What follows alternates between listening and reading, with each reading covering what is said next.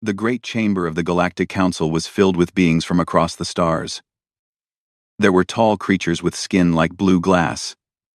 There were small, furry beings with 6 eyes. There were things that looked like floating clouds of light. 300 species sat in this room, and they all shared one opinion about the newcomers from the small blue planet called Earth. Humans were weak. Humans were primitive.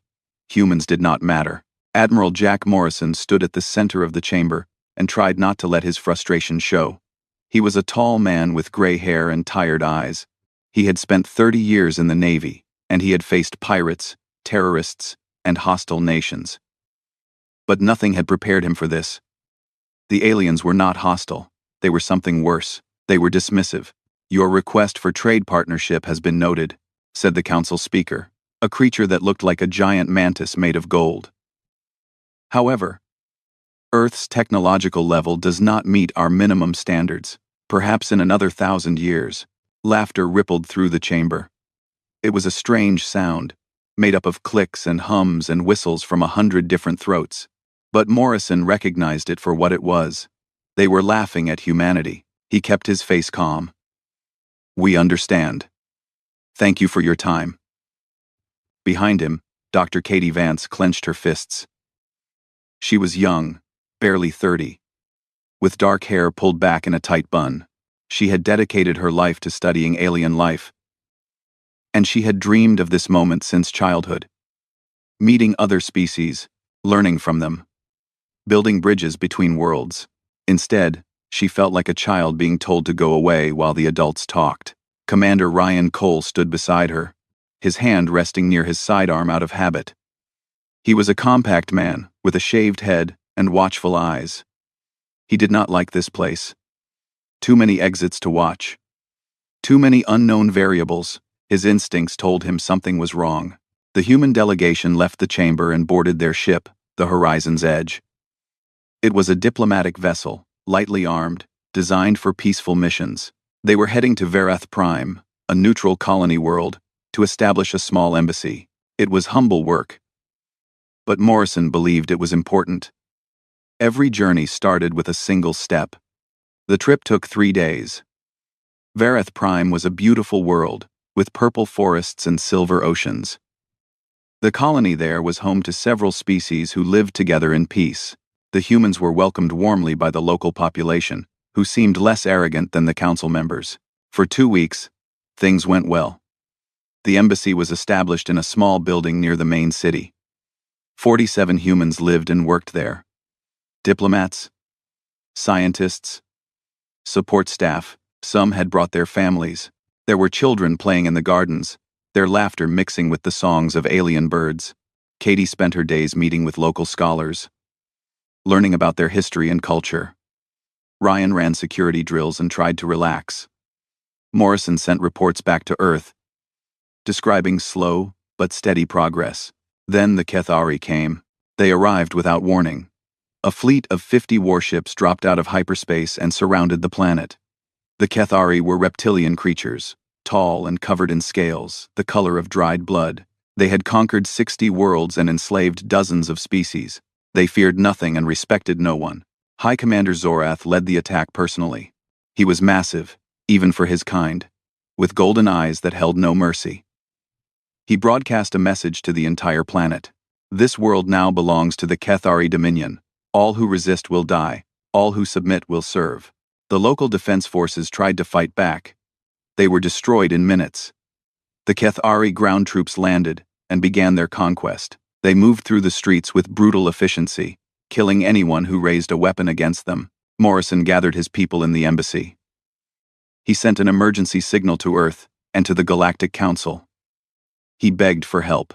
The Council responded first. Their message was short. "Verath Prime is outside our protected zone. We cannot intervene. We advise surrender." Morrison stared at the message for a long moment. Then he turned to his people. "We're not surrendering. Earth will send help. We just need to hold on." They held on for 6 hours. The Kethari broke through the embassy walls just before dawn. Morrison stood at the front, firing his weapon until it was empty. Ryan fought beside him. taking down enemy soldiers with precise shots. Katie helped the wounded, dragging them to safety even as the building burned around her. But there were too many enemies. The Kethari overwhelmed them through sheer numbers. Morrison was shot 3 times. He fell, and the world went dark around the edges. The last thing he saw was Zorath stepping over his body, barely glancing at him. "Weak," the High Commander said. As expected, Katie and Ryan were captured along with a handful of survivors. They were forced to watch as the Kethari executed the remaining humans one by one. Men, women, children. The aliens showed no emotion as they killed. It was not cruelty to them, it was simply efficiency. 47 humans had lived in that embassy. When the sun rose, only 12 remained alive. They were kept as witnesses, so they could tell others what happened. Zorath broadcast another message, this time to the entire galaxy. He stood among the bodies of the dead, his scales gleaming with blood. "Let this be a lesson to all primitive species. The Kethari do not negotiate. We do not show mercy." Humanity thought they could join the galactic community. He gestured at the corpses around him. "This is their place. At our feet." He laughed. It was a harsh, rattling sound, like stones grinding together. "If any species trades with Earth, helps Earth, or speaks in Earth's defense, they will share this fate. Humanity is alone, and they are nothing." The message spread across the galaxy. The Galactic Council watched and did nothing. They were afraid of the Kethari, and fear made them cowards. On Earth, the message arrived at midnight. President Laura Bennett watched it in the Situation Room, surrounded by her advisors. The room was silent except for Zorath's laughter echoing from the speakers. When the recording ended, no one spoke for a long time. Then Admiral Morrison's voice came through. Weak and filled with pain. He had survived his wounds. Barely. His message was only 11 words. "They killed our people. They're laughing about it, don't forget." President Bennett stood. Her face was pale, but her eyes burned with cold fire. "Get me General Ortega," she said. "We have work to do." Across the planet, humanity learned what had happened. And something changed. Something old and primal woke up in the human heart. It was not fear. It was not despair. It was rage. The news spread across Earth like wildfire. Every screen, every device, every public display showed the same images. The burning embassy, the bodies in the streets, the laughing face of High Commander Zorath. People gathered in silence to watch. In New York, crowds filled Times Square. In Tokyo, millions stopped in the streets. In small towns and great cities, humanity watched together, and they felt something they had not felt in generations. Unity. President Laura Bennett addressed the United Nations the next morning. She was a small woman with silver hair and sharp eyes. She had been a diplomat her whole life, always believing that words could solve any problem. Now, she stood before the world and spoke different words. "Yesterday, 47 of our people were murdered. Not soldiers, not warriors, diplomats, scientists, families, children." Her voice was steady, but there was iron beneath it. "They were killed because we are human, because we are new to this galaxy, because the Kethari believe we are weak." She paused and looked directly into the cameras. "They are wrong." The chamber erupted in applause. But Bennett raised her hand for silence. "I will not lie to you. The Kethari are powerful. They have conquered 60 worlds. They have 10,000 warships. We have 200. She let that number sink in. "The Galactic Council has told us to accept this, to move on, to be grateful they did not kill more of us." Her expression hardened. "I reject that advice. I reject the idea that we should accept the murder of our children. I reject the notion that because we are small, we must be silent. I reject the cowardice of those who would let evil go unanswered, because fighting is hard." She took a breath. "Today, I am authorizing full military mobilization. Every shipyard will build warships. Every factory will make weapons. Every resource we have will go toward one goal. We will make the Kethari answer for what they have done." The world watched. And the world agreed. 3 days later, Ambassador Thelvok arrived on Earth. He was an Andari, a species known for their wisdom and long lives. His skin was pale, purple, and his eyes were large and sad. He had served the Galactic Council for 300 years, and he had seen many species rise and fall. He met with President Bennett and General Sam Ortega in a private room. Ortega was a big man with a weathered face and hands that had seen combat. He listened more than he talked, and when he did speak, people listened. "I come as a friend," Thelvok said. His voice was soft and musical. "I beg you to reconsider this path. The Kethari cannot be defeated. They are too strong, too numerous. If you attack them, they will destroy your world." Bennett nodded politely. "We appreciate your concern, Ambassador. You do not understand." Thelvok leaned forward. "I have watched the Kethari conquer 60 species. 60. Some were far more advanced than humanity. They had fleets of thousands. They had weapons you cannot imagine. And they all fell." General Ortega spoke for the first time. "Did any of them fight back?" Thelvok blinked. "What do you mean? When the Kethari attacked them, did they fight? Or did they surrender?" The ambassador was quiet for a moment. "They surrendered. It was the logical choice. Fighting would only have increased the death toll." Ortega smiled, but there was no warmth in it. "So the Kethari have never actually fought a war. They've just shown up with big fleets and scared everyone into giving up. That is one way to describe it. Then they've never fought a real enemy." Ortega stood and walked to the window. Outside, cargo ships were already moving toward the orbital shipyards. "Humans don't surrender, Ambassador. It's not in our nature. We've been fighting wars since we lived in caves. We fought each other for thousands of years before we learned to fight together. And now we have a common enemy." He turned back to face Thelvok. "The Kethari think they know war. They don't. They know conquest. They know bullying smaller species into submission. But war?" He shook his head. "War is what happens when you push someone so hard that they decide death is better than defeat. That's what they've done to us. And they have no idea what's coming." Thelvok looked at Bennett. "Can you not reason with him?" Bennett smiled sadly. "General Ortega is the most reasonable man I know, Ambassador. That's why I chose him to lead our military. If he says we fight, then we fight."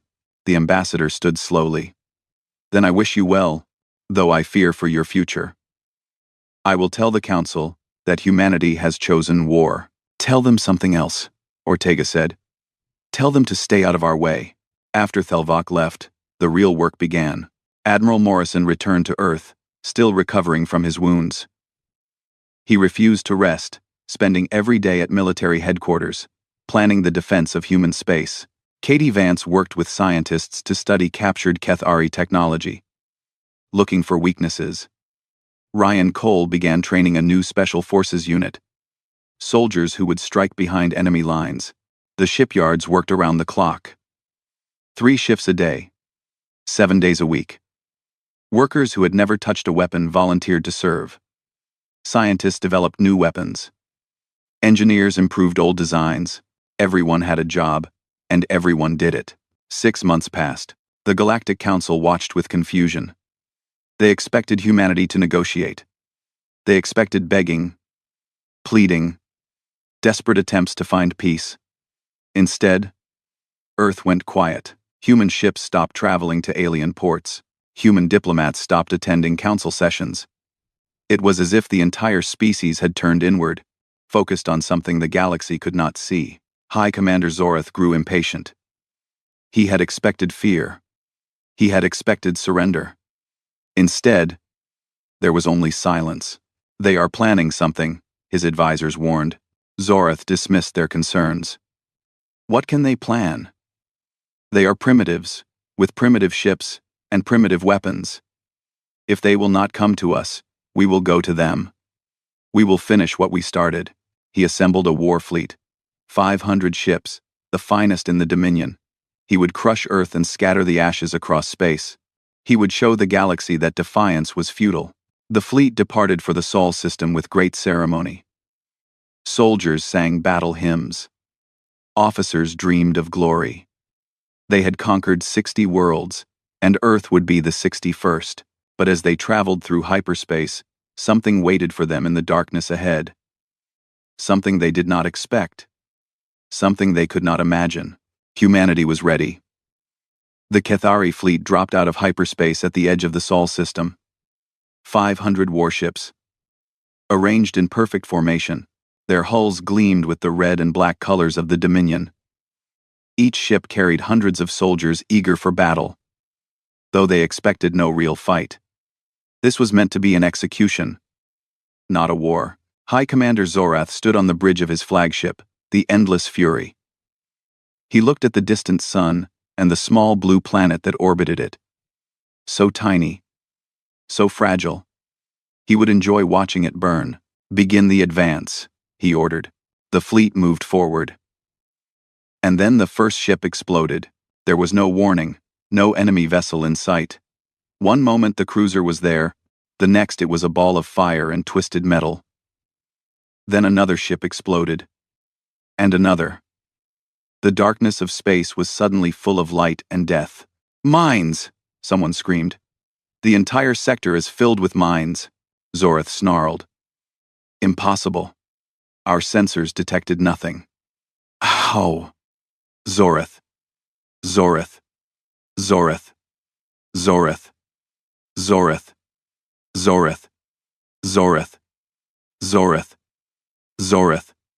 Zorath. Zorath. But the sensors had been wrong.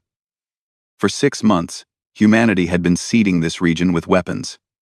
Nuclear warheads. Antimatter charges, devices so small and well hidden that even advanced alien technology could not find them. Billions of kilometers of space had become a killing field. 40 Cathari ships died before they even saw an enemy. Zorath ordered his fleet to stop and regroup. He was angry now, truly angry.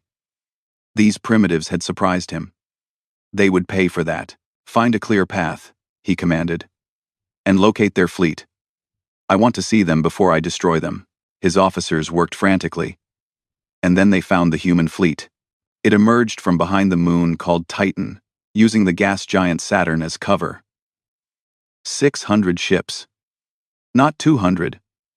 As the intelligence had claimed, 600 warships, built in secret, hidden from the galaxy. Humanity had worked day and night for half a year, and this was the result. At the front of the formation was the battleship Iron Resolve, the largest vessel Earth had ever built. Its commander was Captain Ben Harper, a quiet man with steady hands and ice in his veins. He had lost his brother at Vareth Prime. He had volunteered for this mission personally. "All ships, this is Harper," he said into the fleet communication channel. "Remember what they did. Remember why we're here. Today we show the galaxy what happens when you hurt our people. Today we make them pay." The battle began. Cathari tactics were simple and direct. They formed lines and charged forward, using their numbers and firepower to overwhelm enemies. It had worked on 60 worlds. It would not work today. Human tactics were chaos given form. Small fighter squadrons darted forward, drawing Cathari ships out of formation. When the enemy cruisers broke ranks to pursue, they flew into ambush zones where human destroyers waited with weapons charged. Electronic warfare ships broadcast signals that blinded Cathari sensors, making their targeting systems useless. Human vessels moved constantly, never staying in one place, never following predictable patterns. The Cathari had never seen anything like it. Captain Harper drove the Iron Resolve straight into the heart of the enemy fleet. He should have been surrounded and destroyed. Instead, his ship became the center of a whirlpool, spinning and firing in every direction, while smaller human vessels struck at enemies who tried to close in. "Target their command ships," Harper ordered. "Take out their leaders, and the rest will panic." It was a gamble based on human knowledge of the Cathari. Their society was rigid and hierarchical. Soldiers followed orders without question. If those orders stopped coming, they would hesitate.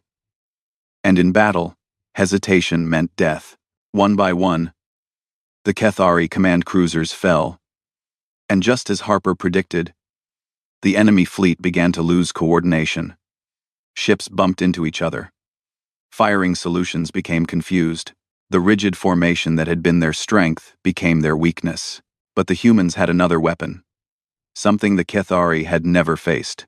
Boarding parties. Commander Ryan Cole led the first assault team. They launched from their ship in small boarding pods, crossing the gap between vessels in seconds. The pods punched through the hull of a Kethari battlecruiser, and human marines poured out. The fighting inside was brutal. The Kethari were larger and stronger than humans. But humans had trained for this. They wore powered armor that enhanced their strength. They carried weapons designed for close combat. And they had something the Kethari lacked: fury. Cole moved through the corridors of the enemy ship like a ghost of vengeance. He remembered the faces of the dead at Vareth Prime. He remembered the children. Every Kethari soldier who faced him learned a terrible truth. Humans were not weak. Humans were not afraid. Humans were very, very angry.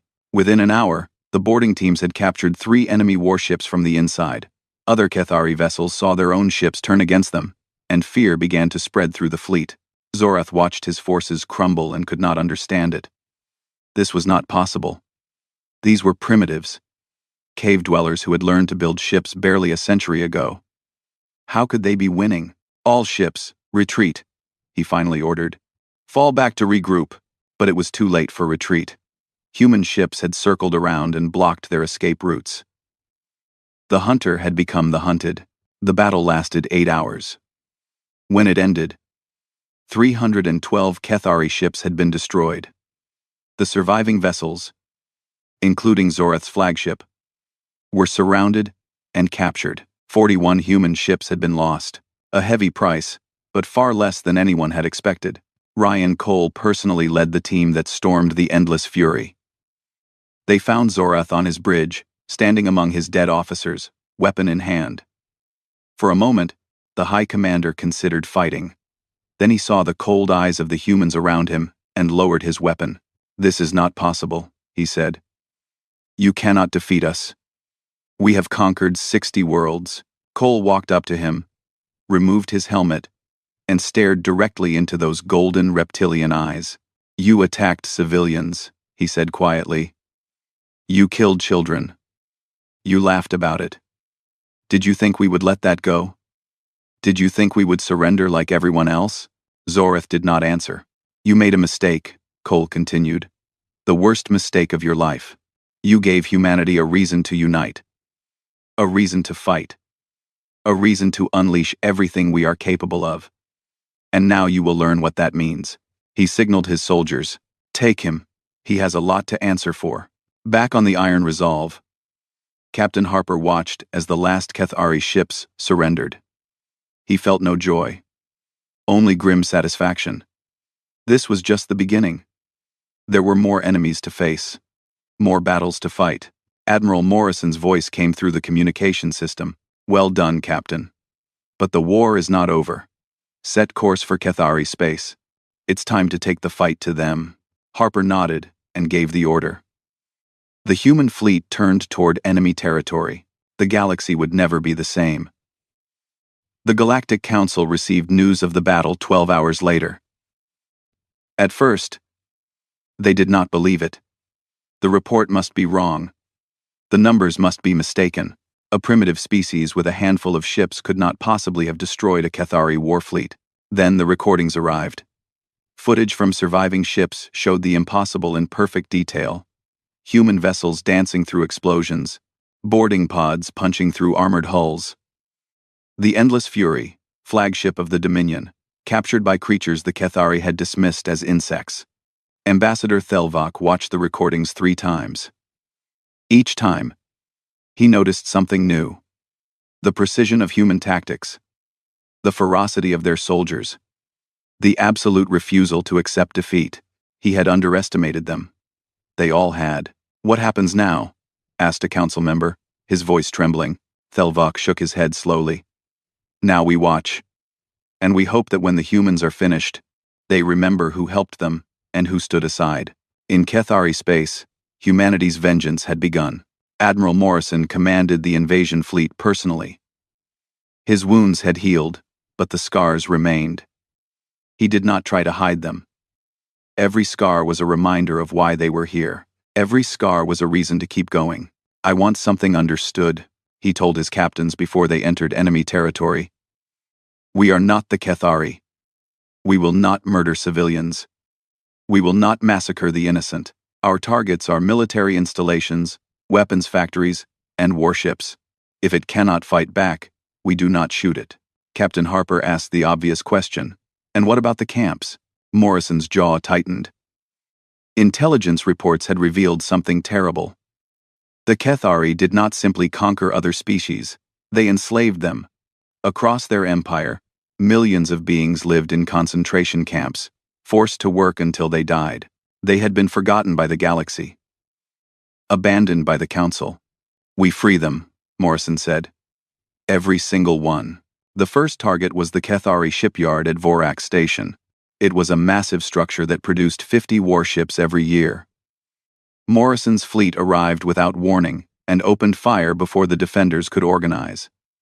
The station's shields held for 11 minutes. Then they collapsed, and human weapons tore through the hull. Secondary explosions erupted as fuel stores and munitions caught fire. The station broke apart, its pieces tumbling into the nearby gas giant. 70 ships under construction were destroyed with it. From there, the human fleet moved through Cathari space like a storm. They struck weapons, factories, and military bases. They disabled communication networks and supply lines. Each attack was precise and devastating. The Cathari had never faced an enemy who struck without warning and vanished before reinforcements arrived. Dr. Katie Vance traveled with the fleet, no longer just a scientist but an intelligence officer. She worked to identify the locations of prison camps, using captured data and interrogations of prisoners. It was dark work, learning the full scope of Cathari cruelty. But it was necessary. "There's a camp on the fourth moon of Cathari Prime," she told Morrison one evening. 40,000 prisoners, mostly Velith and Oran. Slave labor for mining operations. Morrison nodded. "Send Commander Cole." Ryan Cole had become something of a legend among human forces. His boarding teams had captured over 20 enemy vessels. His ground units had seized military installations that were supposed to be impenetrable. Where he went, the Cathari learned to fear. He led 300 Marines to the moon. They landed at night, using stealth shuttles that avoided detection. The camp was surrounded by guard towers and electric fences. Thousands of Cathari soldiers protected it. The assault lasted 40 minutes. Cole's forces struck the power generators first, plunging the camp into darkness. Then they hit the guard towers with precise fire. By the time the main Cathari force realized what was happening, human soldiers were already inside the perimeter. The fighting was fierce but one-sided.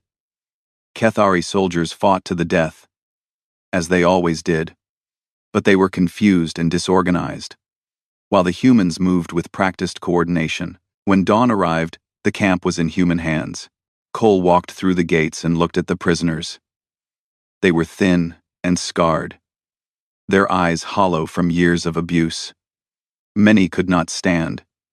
Some could barely lift their heads. A Velith elder approached him slowly.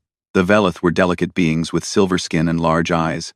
They had been among the first species conquered by the Cathari, over a century ago. "Who are you?" the elder asked in broken common. "Why are you here?" Cole removed his helmet so the alien could see his face. "We're humans. From Earth. We came to set you free." The elder stared at him for a long moment.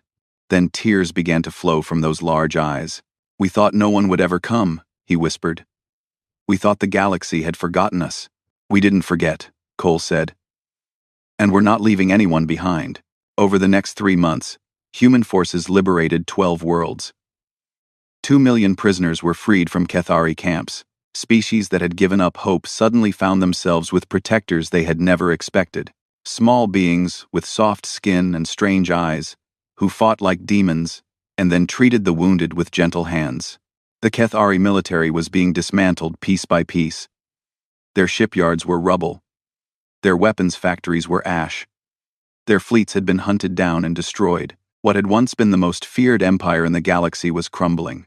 Finally, the human fleet surrounded the Cathari homeworld. Admiral Morrison broadcast a message that reached every city, every village, every home on the planet below. People of Kethari, your military leaders attacked our civilians without provocation. They murdered innocents. They laughed as children died. We have come to answer for those crimes. He paused, letting the words sink in. We are not here to destroy your civilization. We are not here to enslave your people. We want only those responsible for the massacre at Verath Prime. Surrender them to us. Dismantle your war fleet. Accept responsibility for what was done in your name. Do this, and the war ends. He waited. You have 72 hours. On the planet below, panic spread through the military leadership.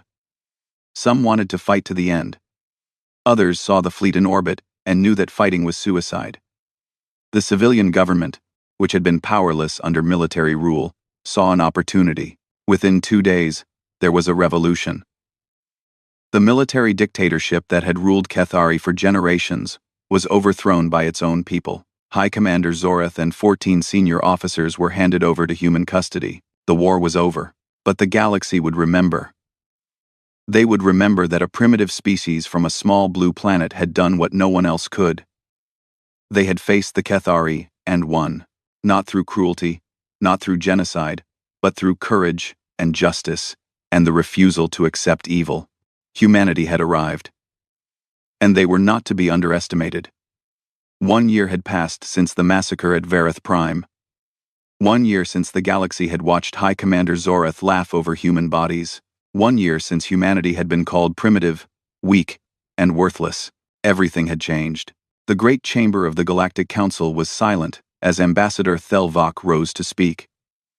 The same 300 species sat in the same seats.